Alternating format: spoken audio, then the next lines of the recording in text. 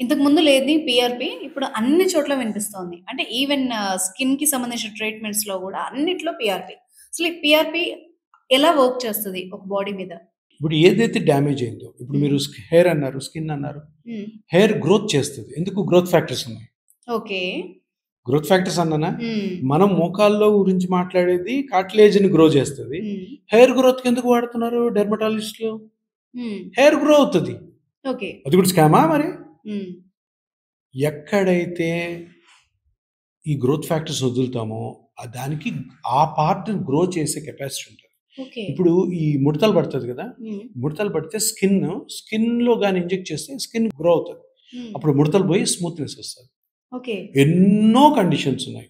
Gynaecologist వాడతారు, urologist వాడతారు, dermatologist వాడతారు. హ్మ్. పెయిన్ మెడిసిన్‌లో ఇది ఎక్కువ ఫేమస్ ఎందుకయింది అంటే, హ్మ్. ఈ స్కిన్, హెయిర్ అన్నీ కాస్మెటిక్. హ్మ్. అందంగా కనపడడం కోసం. దాని గురించి ఇది సఫరింగ్. ఇది బాధ. హ్మ్. ఈ బాధ అన్నది ప్రతి ఇంట్లో, ప్రతి మనిషికి ఏదో ఒక ఏజ్‌లో వస్తది. అందుకని ఇది ఫేమస్ అయింది. ఇది ఫేమస్ అవుతుంటే అందరికి భయం స్టార్ట్ అయింది. ఎవరికి? ఓకే. ఆపరేషన్ చేసే డాక్టర్‌లకి. ఏం భయము? ఇది ఇప్పుడు హైదరాబాద్‌లోనే నేను ఇది స్టార్ట్ చేసిన తర్వాత దగ్గర దగ్గర 600 మంది మోకాళ్ళ మీద ఆపరేషన్ చేసే డాక్టర్‌లే చేస్తున్నారు. హుహు. Ortho doctors. ఓకే. వాళ్ళు ఎందుకు ఎందుకు చేస్తున్నారు వాళ్ళు?